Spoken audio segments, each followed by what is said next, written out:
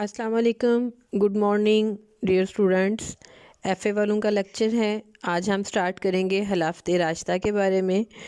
اور حلافت راستہ جو ہے دو لفظوں کا مجموعہ ہے، حلافت اور راستہ۔ اب حلافت کے معنی جو ہے نیابت، جانشینی، قائم مقامی کے ہیں، اور یہ لفظ حلف سے مشتق ہے، یعنی جانشین ہونا یا پیچھے کے ہیں۔ اور حلافت سے مراد وہ حکومت ہے جو رسول کریم صلی اللہ تعالیٰ علیہ وآلہ وسلم کی نیابت میں قائم ہوئی۔ اب راشدہ کا اگر ہم دیکھتے ہیں تو راشدین کا مادہ جو ہے رشد سے ہے، یعنی جس کے معنی ہے ہدایت۔ اس طرح اس کا مفہوم ہوا، یعنی ہدایت یافتہ لوگ۔ خلفائے راشدین سے مراد مسلمانوں کے وہ سربراہ جنہوں نے رسول کریم صلی اللہ تعالیٰ علیہ وآلہ وسلم کی ہدایت اور اسلامی تعلیمات کے مطابق حکومت قائم کی۔ خلفائے راشدین جو ان کے بارے میں آپ صلی اللہ تعالیٰ علیہ وآلہ وسلم کیا فرماتے ہیں کہ میرے بعد میرے ہدایت یافتہ جانشینوں کی پیروی کرو۔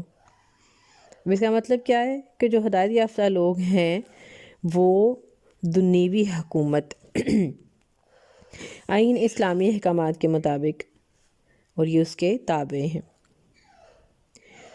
خلافت راشدہ کا مجموعی طور پر اگر ہم دیکھتے ہیں تو اس کا دور جو تھا وہ 11 ہجری سے 40 ہجری تک تقریباً 30 سال بنتا ہے۔ آپ صلی اللہ تعالیٰ علیہ وآلہ وسلم کے وصال کے بعد یہ کام سٹارٹ ہوا، اور جس میں حضرت ابوبکر صدیق، حضرت عمر فاروق، حضرت عثمان غنی اور حضرت علی رضی اللہ تعالیٰ عنہ یک کے بعد دیگرے خلافت کے منصب پر فائز ہوئے۔ اب اس میں یہ ایک مثالی جمہوریت کا دور رہا، یہ 30 سال۔ اب یہ 30 برس جو تھے وہ خلفائے راشدین کے زمانہ خلافت کو اگر ہم دیکھتے ہیں تو اس کی ترتیب جو ہے وہ سب سے پہلے اول خلیفہ حضرت ابوبکر صدیق رضی اللہ تعالیٰ عنہ، جنہوں 11 ہجری سے ان کا دور شروع ہوا اور 13 ہجری تک چلا۔ بمطابق عیسوی اگر ہم دیکھتے ہیں تو یہ 632 سے 634 تک چلا۔ خلیفہ دوم حضرت عمر فاروق رضی اللہ تعالیٰ عنہ، ان کا دور کو دیکھا جائے تو یہ 13 ہجری سے سٹارٹ ہو کر 23 ہجری تک جاتا ہے، تقریباً 10 سال کا عرصہ۔ خلیفہ سوم حضرت عثمان غنی جو 24 ہجری سے ان کا دور سٹارٹ ہوا اور 35 ہجری تک گیا۔ خلیفہ چہارم حضرت علی رضی اللہ تعالیٰ عنہ، ان کا 35 ہجری سے دور شروع ہوا اور 40 ہجری تک گیا۔ تو یہ چاروں خلافتوں کا دور اگر ہم پلس کرتے ہیں تو تقریباً 30 سال کا عرصہ بن جاتا ہے۔ اب سب سے پہلے خلیفہ جو حضرت ابوبکر صدیق رضی اللہ تعالیٰ عنہ ہیں، ان کو اگر ہم دیکھتے ہیں ابتدائی حالات کہ آپ کا پیدائشی نام جو تھا وہ عبدہ الکعبہ تھا۔ آپ صلی اللہ علیہ وسلم نے بدل کر عبداللہ رکھا، پھر ابوبکر کنیت اور صدیق اور عتیق لقب۔ آپ کے والد کا نام عثمان اور کنیت ابو قحافہ، اور آپ کی والدہ جو تھیں ان کا نام الخیر سلمہ۔ اب آپ کا سلسلہ نسب جو تھا وہ چھٹی پشت پہ جا کر آپ صلی اللہ تعالیٰ علیہ وآلہ وسلم سے ملتا ہے، اور قبیلہ قریش کے ایک شاخ بنو تمیم سے آپ کا تعلق تھا۔ آپ صلی اللہ تعالیٰ علیہ وآلہ وسلم اور حضرت ابوبکر صدیق رضی اللہ تعالیٰ عنہ میں تقریباً 2 سال کا فرق تھا، یعنی 2 سال آپ صلی اللہ تعالیٰ علیہ وآلہ وسلم سے چھوٹے تھے۔ آپ صلی اللہ تعالیٰ علیہ وآلہ وسلم کے ساتھ بچپن میں بہت انس تھا، فطرتاً حلیم طبع اور بہت اچھی فطرت کے مالک تھے۔ آپ کا ذریعہ معاش تجارت تھا۔ زمانہ جاہلیت میں بھی آپ رضی اللہ تعالیٰ عنہ نے کبھی شراب نوشی نہیں کی، بلکہ اسے نفرت کی۔ نہایت راست باز تھے۔ اگر ہم ان کا قبول اسلام دیکھتے ہیں تو نبوت سے سرفراز فرمایا گیا۔ آپ صلی اللہ تعالیٰ وسلم نے آزاد مردوں میں سب سے پہلے حضرت ابوبکر صدیق کے سامنے یہ حقیقت واضح فرمائی، اور آپ نے نوجوانوں میں اگر سب سے پہلے اسلام لانے کا شرف حاصل ہوا تو وہ حضرت ابوبکر صدیق رضی اللہ تعالیٰ عنہ ہیں۔ تبلیغ اسلام کو اگر ہم دیکھتے ہیں تو قبول اسلام کے بعد آپ نے ساری زندگی تبلیغ کی۔ آپ کی ہی تبلیغ سے بہت سے اکابر صحابہ آئے، جن میں حضرت طلحہ، حضرت عثمان، حضرت زبیر، حضرت سعد بن ابی وقاص، حضرت عبد الرحمن بن عوف، حضرت ابو عبیدہ ابن جراح جنہیں امین الامت بھی کہا جاتا ہے، وہ دائرہ اسلام میں داخل ہوئے۔ اور یہ تمام کام جو تھے وہ آپ نے صرف یہاں پر ہی صرف تبلیغ پر ہی نہیں رکھے، بلکہ آپ نے بہت سے ایسے کام کیے جس میں اپنا گھر کا مال لے کر آنا، گھر کا سارا سامان لے کر آنا، ہجرت مدینہ میں آپ کے ساتھ ہونا، غزوات میں آپ کی شرکت، امارات حج جو 9 ہجری میں فرض ہوا، وہاں پہ حضرت ابوبکر صدیق کو امیر حج مقرر کیا گیا۔ پھر جب 10 ہجری میں آپ صلی اللہ تعالیٰ علیہ وآلہ وسلم بیمار ہوئے تو منصب امامت آپ کو دیا گیا کہ آپ صلی اللہ تعالیٰ علیہ وآلہ وسلم نے امامت کے لیے اپنے مصلے پر حضرت ابوبکر صدیق رضی اللہ تعالیٰ عنہ کو کھڑا کیا۔ آپ صلی اللہ تعالیٰ علیہ وآلہ وسلم نے حضرت ابوبکر صدیق کو امامت پر مأمور فرمایا۔ اسی دوران جب آپ کو کچھ افاقہ ہوا تو آپ صلی اللہ تعالیٰ علیہ وآلہ وسلم ایک دن مسجد تشریف لے گئے اور فرمایا، کسی شخص نے ابوبکر سے بڑھ کر مال اور رفاقت میں مجھ پر احسان نہیں کیا۔ آپ صلی اللہ تعالیٰ علیہ وآلہ وسلم مسجد میں تشریف لائے تو ابوبکر صدیق نماز پڑھا رہے تھے۔ انہوں نے پیچھے ہٹنا چاہا تو آپ صلی اللہ تعالیٰ علیہ وآلہ وسلم نے اشارے سے منع فرما دیا اور ان کے پہلو میں بیٹھ کر نماز ادا کی۔ حضرت ابوبکر صدیق نے آپ صلی اللہ تعالیٰ علیہ وآلہ وسلم کی زندگی میں تقریباً 17 نمازوں کی امامت فرمائی۔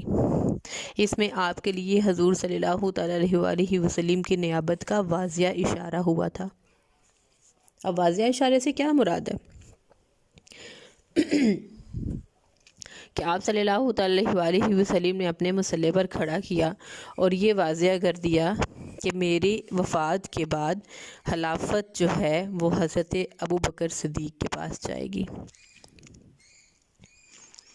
جب آپ کا انتخاب ہوا آپ کی وفات کے بعد، آپ صلی اللہ تعالیٰ علیہ وآلہ وسلم کی وفات کے بعد، تو اس سے پہلے ہی جب نماز پڑھانا شروع کر دیا تو یہ ایک اشارہ تھا۔ اب مدینہ میں مسلمان 2 جماعتوں میں منقسم تھے، یعنی مہاجرین اور انصار۔ اب انصار کے جو 2 قبیلے تھے، بنو اوس اور بنو خزرج کی تعداد زیادہ تھی اور خلافت کو وہ اپنا حق سمجھتے تھے۔ چنانچہ سقیقہ بنو سعادہ میں انصار کا ایک اجتماع منعقد ہوا جس میں مسلمانوں کے امیر کا انتخاب عمل میں لایا جانا تھا۔ حضرت سعد بن عبادہ جو قبیلہ بنو خزرج کے سردار تھے، ان کی جانشینی کے لیے اقرار ہوا۔ حضرت سعد نے اپنی تقریر میں فرمایا، خلافت پر ہمارا حق ہے اور ہم یہ حق لے کر رہیں گے، کیونکہ انصار زیادہ تھے خزرج کے۔ اس پر ایک انصاری نے کہا، اگر مہاجرین خلافت پر اپنا حق جتلائیں تو کیا جواب دو گے؟ ایک دوسرے شخص نے اٹھ کر کہا، ایسی صورتحال پیش آئی تو ہم کہیں گے کہ ایک امیر انصار میں سے ہو اور ایک امیر مہاجر میں سے ہو۔ پھر جب یہ معاملہ دیکھا تو حضرت ابوبکر صدیق نے تقریر کی انصار کی اس کارروائی پر کہ آپ نے فرمایا کہ اے گروہ انصار، تم وہ لوگ ہو جس کی فضیلت دینی اور اسلام میں یعنی دنیاوی لحاظ سے اور دینی لحاظ سے سبقت سے انکار نہیں کیا جا سکتا، کہ تم لوگوں نے سبقت ہے تمہیں ہر کام میں، اللہ نے تمہیں اپنے دین اور اپنے رسول کا مددگار بنایا، رسول خدا نے ہجرت بھی تمہاری طرف کی، مہاجرین اولین کے بعد تمہارا ہی درجہ ہے۔ اس کے ساتھ ہی فرمایا، اہل عرب قریش کے علاوہ کسی کی قیادت تسلیم نہیں کریں گے۔ مزید فرمایا، بنو اوس اور بنو خزرج میں باہمی اختلاف ہے، اس لیے بنو اوس کبھی بھی دل سے بنو خزرج کی امارت پسند نہیں کریں گے، لہٰذا مناسب ہے کہ امیر مہاجرین میں سے ہو اور تم مشیر رہو، یعنی تمہارے مشورے کے بغیر معاملات طے نہ ہوں۔ پھر 2 امیروں پر بھی اعتراض کہ 2 امیر نہیں، ایک امیر ہی بنایا جائے گا۔ پھر یہاں پر حضرت ابو عبیدہ نے رائے دی کہ 2 امیر منتخب کرنا امت اسلامیہ کے لیے خطرناک بات ہے۔ حضرت عمر نے سختی سے اس کی مخالفت کی اور فرمایا، خدا کی قسم، عرب کبھی تمہیں امیر بنانے پر راضی نہ ہوں گے، عرب اس کی اطاعت کریں گے جو رسول صلی اللہ تعالیٰ علیہ وآلہ وسلم کی قوم سے ہوگا۔ تو اس ساری بحث کے لبا لباب جو بنا وہ کیا تھا کہ پھر حضرت ابوبکر صدیق کو جو تھا وہ منصب خلافت دے دیا گیا۔ اب اس کا میں آپ کو تھوڑا سا بتاتی ہوں کہ بیعت عام کے بعد جب حضرت ابوبکر صدیق رضی اللہ تعالیٰ عنہ کہ آپ نے تمام صحابہ نے مل کر جب ان چیزوں کو دیکھا کہ کس طرح اپنی زندگی میں ہی آپ صلی اللہ تعالیٰ علیہ وآلہ وسلم نے آپ کو اپنے مسلح پر کھڑا کر دیا، یہ سب سے بڑی نشانی تھی کہ آپ رضی اللہ تعالیٰ عنہ کے پاس ہی خلافت آئے۔ اب جب بیعت شروع ہو گئی، بیعت عام کے بعد حضرت ابوبکر صدیق نے مسجد نبوی میں بڑا جامع خطبہ ارشاد فرمایا جو اسلامی اصول خلافت کا انتہائی جامع مرکہ ہے، کہ جو اسلامی اصول خلافت ہیں ان کو واضح کر دیا۔ حسب تقریر آپ نے فرمایا کہ لوگو، میں تم پر حاکم بنایا گیا ہوں، حالانکہ میں تمہاری جماعت میں سب سے بہتر نہیں ہوں۔ اگر میں اچھا کام کروں تو میری اطاعت کرو، اور اگر برائی کی طرف جاؤں تو مجھے سیدھا کر دو۔ سچائی امانت ہے اور جھوٹ خیانت۔ تمہارا کمزور فرد بھی میرے نزدیک قوی ہے، یہاں تک کہ میں دوسروں سے اس کا حق اس کو نہ دلا دوں، اور تمہارا طاقتور شخص بھی میرے نزدیک کمزور ہے، یہاں تک کہ میں اس سے دوسروں کا حق نہ حاصل کر لوں۔ جو قوم جہاد چھوڑ دیتی ہے خدا اس کو ذلیل و خوار کر دیتا ہے، اور جس قوم میں بدکاری پھیل جاتی ہے خدا ان کو مصیبت میں مبتلا کر دیتا ہے۔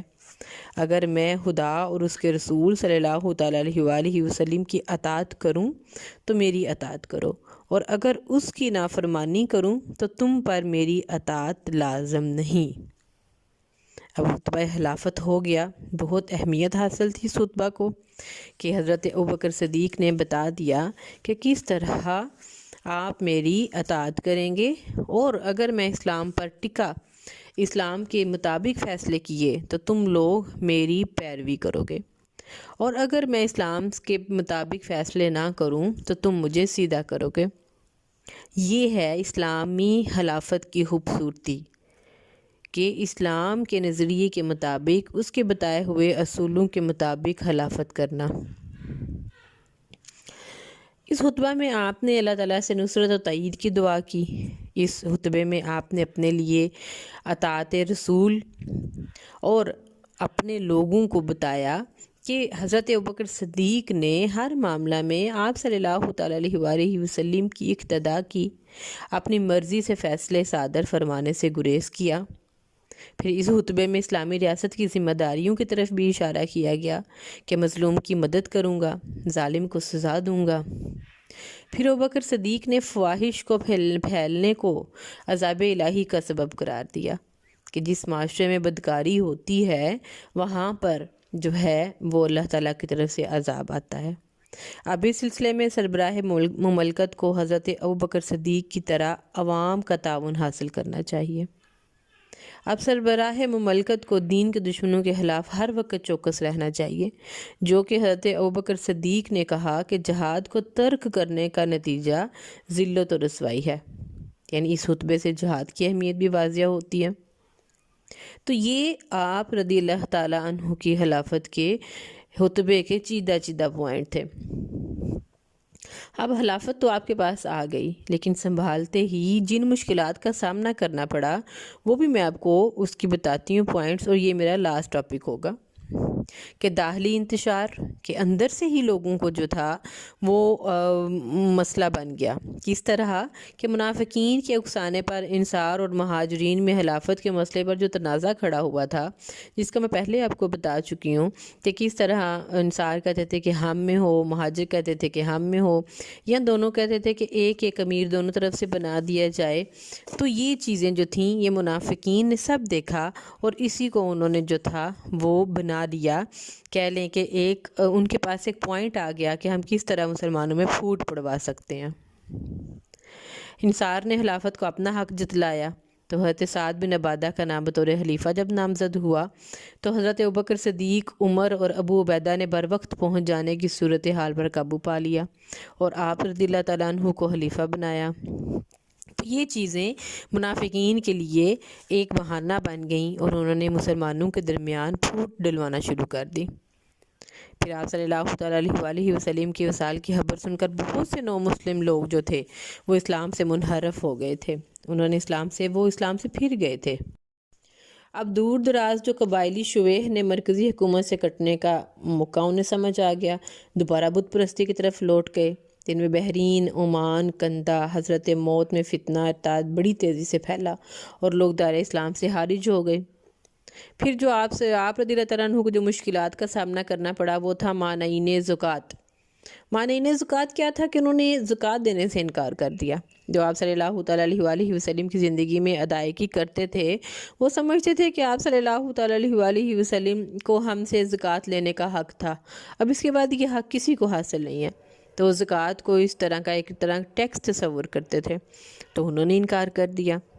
پھر جو آپ کو مشکل کا سامنا کرنا پڑا وہ مدعیان نبوت، یعنی بہت سے ایسے لوگ تھے کہ جنہوں نے آپ صلی اللہ تعالیٰ علیہ وسلم کی وفات کے بعد نبوت کا دعویٰ کر دیا، اور وہ سارے جھوٹے نبی تھے۔ ان میں جو نام سر فہرست تھے وہ طلیحہ، مسلمہ کذاب، اسود انسی اور ایک سجاح نامی عورت تھی جس نے نبی ہونے کا دعویٰ کیا۔ پھر آپ رضی اللہ تعالیٰ عنہ نے ان جھوٹے مدعیان نبوت کا بھی مقابلہ کیا، یعنی آپ کی خلافت کوئی آسان خلافت نہیں رہی تھی۔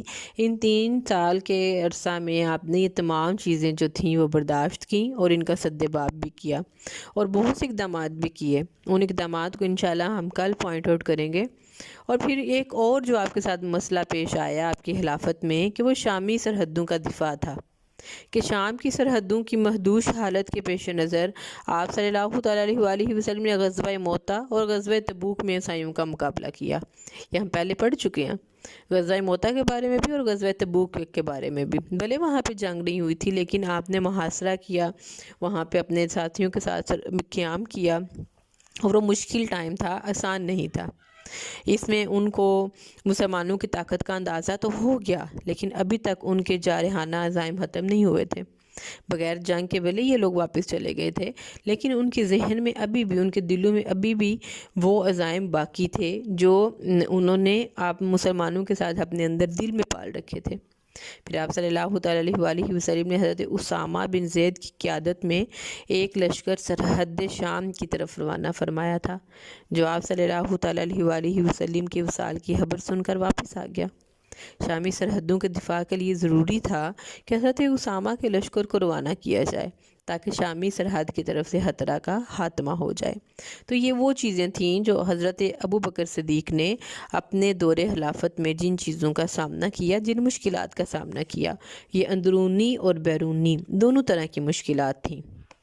کل ہم ان کو دیکھیں گے کہ ان مشکلات کے بارے میں آپ نے کیا اقدامات کیے، کس طرح آپ نے ان کا سد باب کیا، کس طرح مانعین زکوٰۃ سے جو تھا وہ لڑائی کی، ان سے زکوٰۃ حاصل کی، اور کس طرح جھوٹے نبوت کرنے جھوٹے نبیوں کا، جنہوں نے نبوت کا دعویٰ کیا تھا، ان کا کس طرح سد باب کیا۔ یہ تھا ہمارا آج کا لیکچر، اور ہم نے آج جو ہے سب سے پہلی خلافت حضرت ابوبکر صدیق رضی اللہ تعالیٰ عنہ کے بارے میں پڑھا۔ اس کے شارٹ کوسچن کا آپ ہوم ورک کریں گے، اور شارٹ کوسچن جو ہیں وہ آپ دیکھیں گے کتنے شارٹ کوسچن ہیں، وہ آپ سارے اس کا ہوم ورک کریں گے۔ آپ کی انشاءاللہ یہ اسائنمنٹ ہوگی، اور آپ یہ اسائنمنٹ کی مجھے PDF فائل بنا کے پرسنل بھی شیئر کر سکتے ہیں، اور بعد میں آپ کی ہارڈ فارم میں بھی چیک کروں گی جب ہماری ریگولر کلاسز، فزیکل کلاسز ہماری سٹارٹ ہوں گی۔ یہ تھا ہمارا، آپ لوگ اس کو یاد کریے گا، شارٹ کوسچن یاد کریے گا، اور جو آپ کو اس کے اندر سے سمجھ نہ آیا وہ مجھے آپ پرسنلی میسج کر سکتے ہیں۔ اللہ حافظ، دعا میں یاد رکھیے گا۔ السلام علیکم ورحمۃ اللہ۔